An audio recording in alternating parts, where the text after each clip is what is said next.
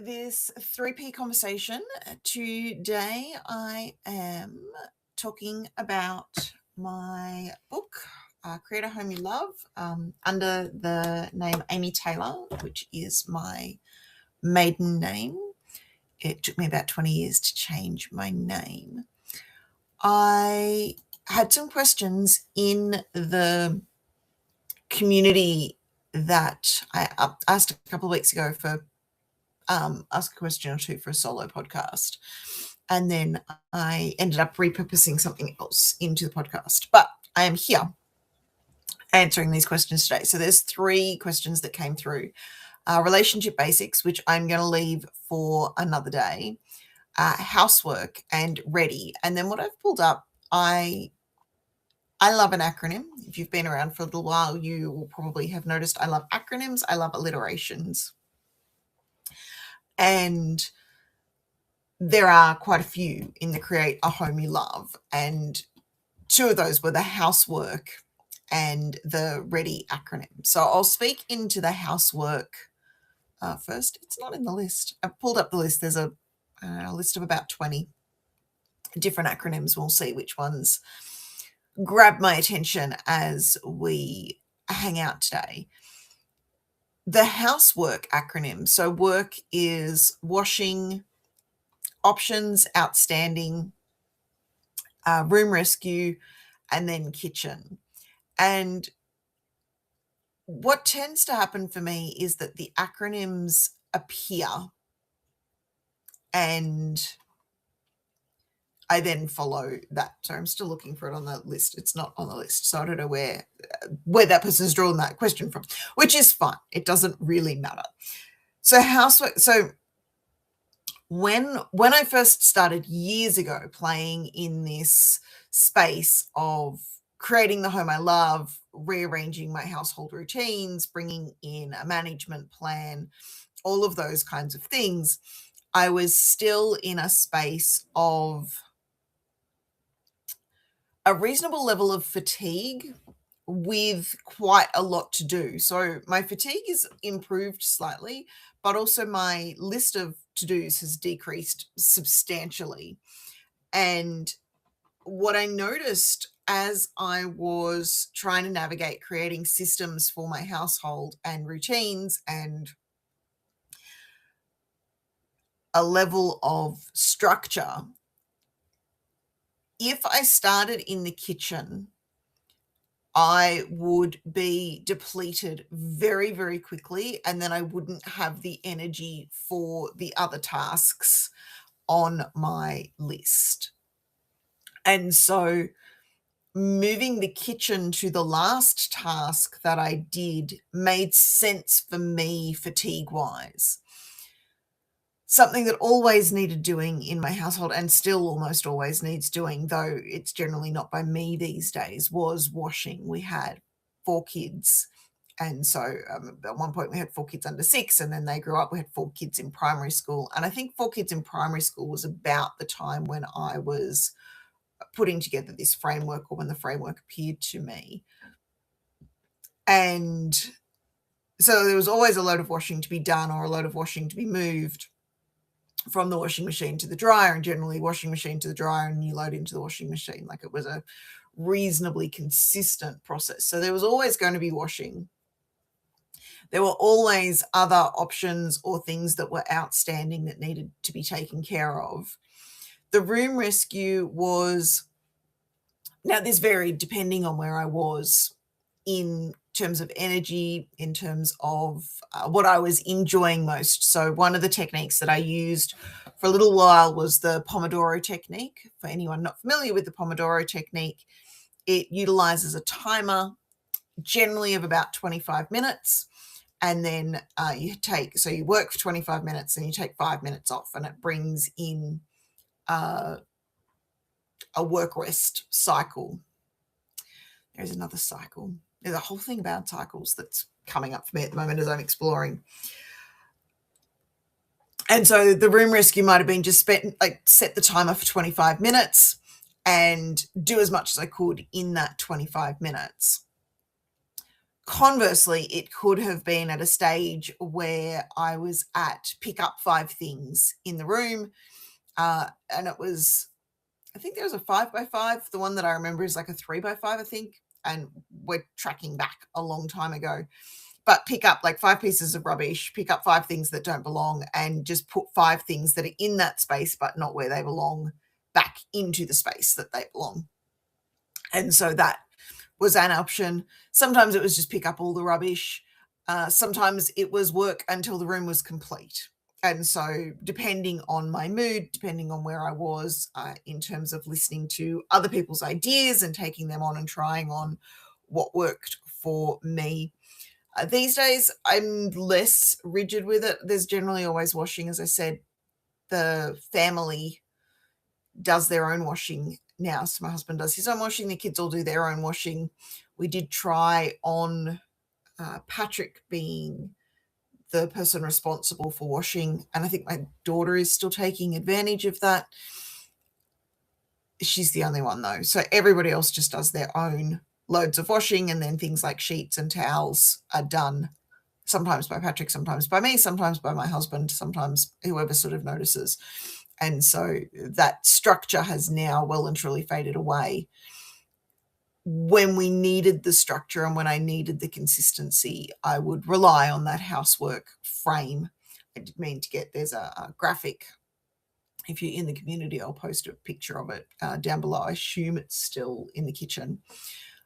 That was the inspiring. So that's where the housework came from. It was a way to bring structure to my task lists and to what I was doing. So if I didn't know what to do and I was feeling overwhelmed, I would start with washing. Then I would pick one thing from the options list. I have a whole pile of options cards for housework that I utilized for a while. Then I would do a room rescue. So it would just be pick a room, generally either the easiest or the worst, which I didn't share before. So if I'm picking a room rescue, depending on my capacity, depending on my energy levels, depending on how overstimulated I was, I would either pick the room that I could succeed in the most. So sometimes I'd do like a hallway that you could nail and it could be done in sort of 5 to 10 minutes. And it would then, having that one space complete would potentially spur me on to want to do more. Or if I had the energy and the capacity, I would pick the hardest room in the house and I'd work for an hour or two to bring it up to standard. So it could have gone either way. And then I would always finish with the kitchen. And I would finish with the kitchen because once I was in the kitchen, the likelihood of me going anywhere else became quite low. And that's my wiring. Not everybody will have that. So I hope that makes that clear. Let's go back to the other question. Was READY. So the acronym READY. And this gets about half a paragraph in the book. And it stands for routines, expectations, agendas, daily intentions, and your checklists. And I'm not entirely sure why it only got half a paragraph in the book. I suspect I didn't pick it up in editing, that I hadn't fleshed it out further. It sits in terms of the framework of the book. So the framework of the book starts with an acronym called HOME, which looks at the heart of the matter. So our emotions, our desires, our values. I'm pretty sure, yeah, there it is. I'm pretty sure heart actually has an acronym. So our hopes, our energy, our attributes, the relationships, more with our thinking, so our beliefs, and the relationship we have with cleaning, the relationship we have with sorting and organizing, those kinds of relationships. And also the family relationships play a part in there as well, but it was more the thinking relationships. And then thinking is the T in heart. Then operations is where the READY fits. It is the routines, expectations, agendas, daily intentions, and checklists, or your checklists to fit within the why in the READY. Then the other two in the home. So we have heart, operations, movement. What are we actually taking action on? Where are we creating momentum? And then the experiences. How are we feeling as we are taking those actions? And what are the results that we're getting? And so ready fits in there. And the elements of that, we can flesh that out. So routines or rituals, rhythms, all kinds of R words we could have there. I suspect I was in a far more logical space when I was writing the book. I think if I was rewriting it today, I'd probably go with the rhythms or the rituals. The energy of it is the same. So the difference between a routine and a ritual, from my perspective, is that the ritual comes with an emotional intention and an energetic component, as well as the task list. A routine is more just the task list. And there's a time and a space for both. Depending on your preference in thinking, you may resonate more with routines, you may resonate more with rhythms, you may resonate more with rituals. In this context, anything that we're doing on that consistent basis that we have a structure for fits within the operations side. So if you could write it down in a sequence, so a ritual is a sequential step of things that we do. So is a routine, so is a rhythm. There is a consistency to it. I'm currently leaning more towards rhythms and cyclical nature. I am really drawn, like I said earlier, I'm really drawn back into cycles. So the routines, rituals, rhythms, whichever R word you want to go with, or other word entirely, but R, ready starts with R, is the structure that we're bringing. It's what are we doing consistently? What brings us that stability? And in the operations level, this is the ideal. This is what should be written down. Now, the reason I was writing down all of these things, and I think the reason the word ready was what appeared to place these in, was I was getting ready for going away and I needed things written down so that I could hand my household and my children within that household to my mother-in-law and have everything continue to run smoothly.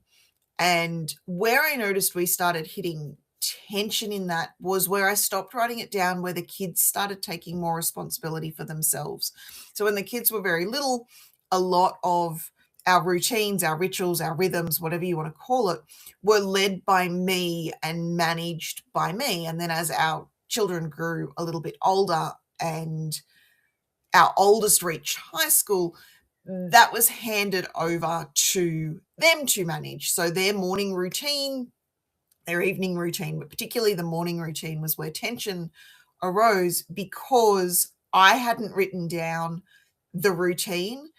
And the teenager, the oldest's routine was fall out of bed, pull on a shirt, and walk to school and arrive like 2 minutes before the bell went off. And my mother-in-law really struggled with the not eating breakfast, the not being up early, the not having conversations. And so because that wasn't documented, there became a tension in how that was being managed.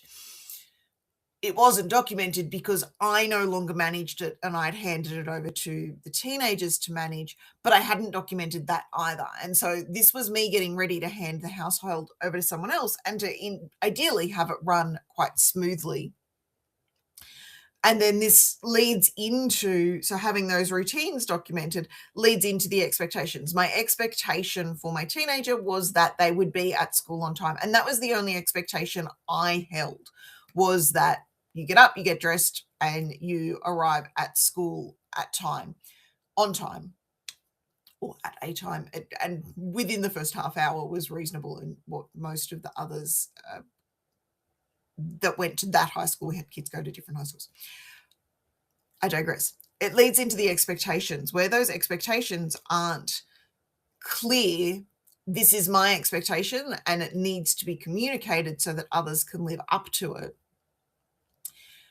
We hit this disparity. And so my expectation was you get up, you get dressed, you arrive at school near enough to on time.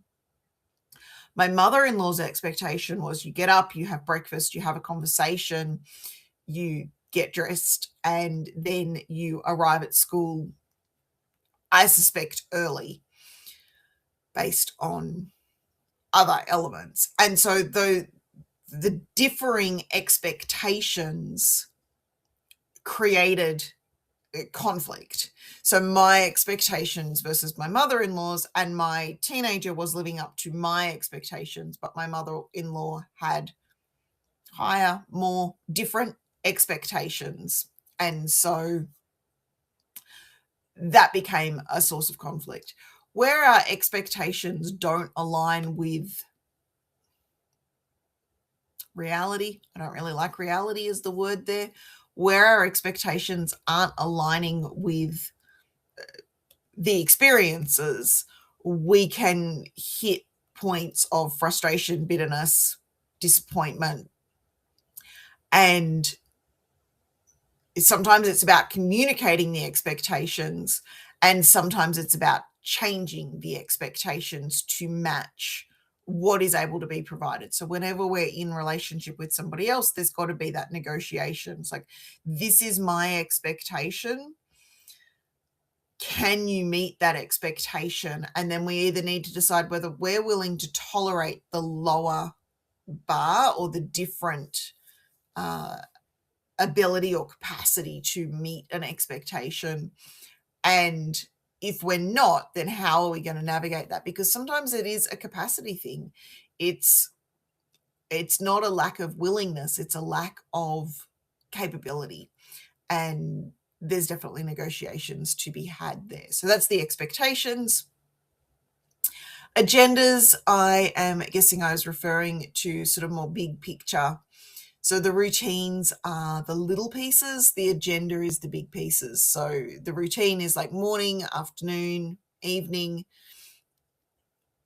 and then potentially like before and after school. But they're micro moments. The agenda would be the weekly calendar or the monthly calendar. Then we lay in daily intentions. Daily Frog has been, and daily intentions has been something that I have utilized about 14 or 15, no, since 2014 or 2015, which brain won't do the maths, is just over a decade. So setting those daily intentions, coming with how do you want to show up to the day? Now, over the years, I've done that numerous ways. So there's been reflections, there's been gratitude practices, there's been card pulls, there's been the Daily Frog routine, there's been Wizard of Champion, Team of Champion, Wizard's Journey, reflection, check-ins. Daily intentions can be done a myriad of ways. I do find that setting myself up early in the day does create a difference, and I will acknowledge wholeheartedly I am not consistent enough with that. It doesn't necessarily flow as freely as I would like. It's something that I definitely need to do consciously. It's also something that I don't do the same way every day. So the consistency is tapping in and doing the daily intention. The rhythm of that, the routine of that, what that looks like changes. And for a lot of it, it is changed depending on my menstrual cycle. So there is definitely a cycle component to that. There are times where that reflective space is far more appreciated based on where I'm at hormonally. And then there are other days where pulling cards is, and so I tend to have a cycle and a rhythm that's not the same every day. And so an ideal average day doesn't work for me, but an ideal average week or an ideal average month which allows for the ebb and flow in energy, in focus, in what it is that I'm aiming to. And then I'm also now layering in the human design transits, which adds another flavor of how am I going to tap into and what am I tapping into. So for my human design, the motivation center is undefined. And so what motivates me is inconsistent. And my emotion center is also undefined. And so how I navigate emotional stuff, which ties to my hormonal cycle and the impact, I'm definitely open to significant influence from my menstrual cycle tapping into where I'm at energetically. And so my daily intentions changes in regards to that. And then the last letter in this is your checklist. So just to recap, the ready, routines, expectations, agendas, daily intentions, and your checklists. Now, some people are checklist lovers. Some people are not. For me, the checklists that I imagine and that I'm referring to in this acronym, and I imagine because I didn't flesh it out in the book, but it would be things like the budget. So I have an acronym for that. Is that in here? It won't be in here. Let's go to other. So where I'm looking at the moment is in the classroom, in the 3 Ps of self-discovery community. My mind just went blank for a second. The link for that will be somewhere if you wish to join us. There is an acronym for budgeting. It's called GRAPPLE. There it is. It is there. So grappling with your finances, and it utilizes principles from Barefoot Investor, a little bit from Cash Flow Quadrant, and there's another book as well. It's just not going to come to me right now. But grapple. So I have a checklist for, all of these acronyms in essence are a checklist. So I have a checklist for my budget. The one above it is the getting organized with grace. And I have a checklist for how I get organized. I have Frog, which is the checklist for the daily intentions. I have Givens, which is a checklist for how we look at and navigate beliefs. We have Decide with Ease. We have Design. We have Flowers. All of these different acronyms are, in essence, checklists for around the house. I started building checklists for the kids for how to do the chores. We had a checklist for the budget. We have a checklist for what should be in the pantry at all times so that if someone else is writing the shopping list, they can look down the checklist. That's currently in revamp.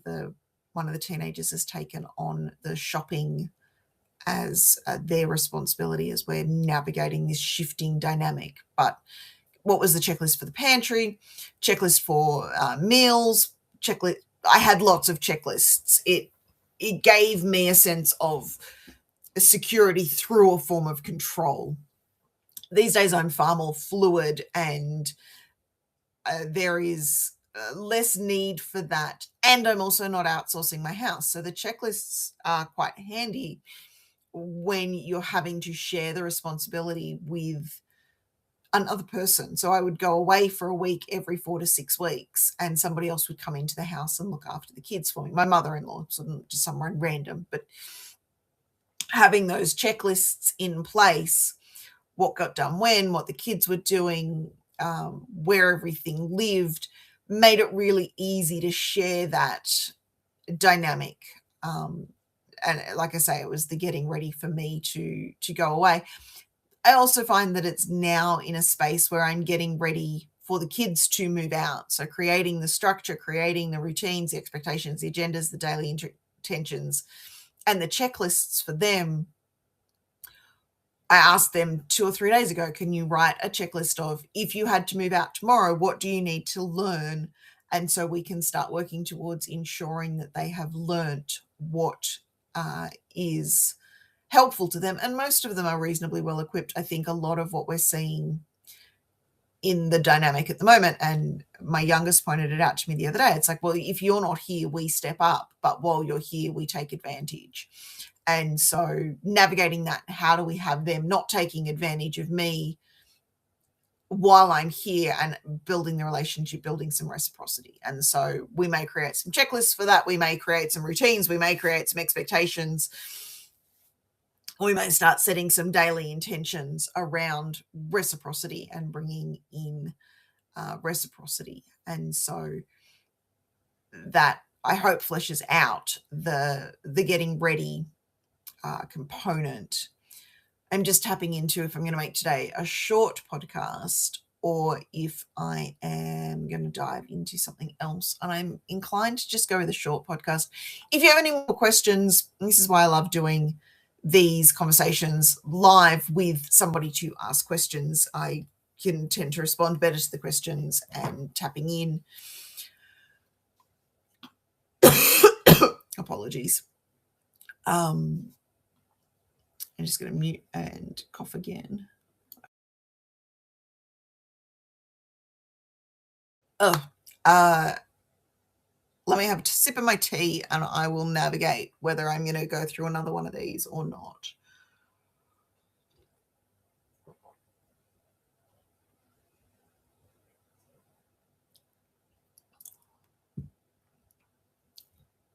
I'm leaning into or not.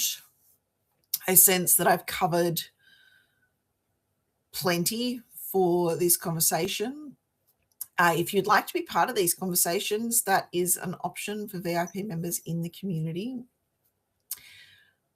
If you have specific questions around this, by all means, pop them. If you're watching in the community, pop them under this video. If you're watching on YouTube or a podcast, come join us in the community, find the video and pop it under there, or just create a new post if you're watching well into the future and the post is dropped down. I think I'm going to leave it there. I'm delighted that you've listened. I would love to know what you thought, what lands, what doesn't land. And let me know your questions. Give me something to respond to. Happy to navigate that. And I will hopefully connect with you all soon.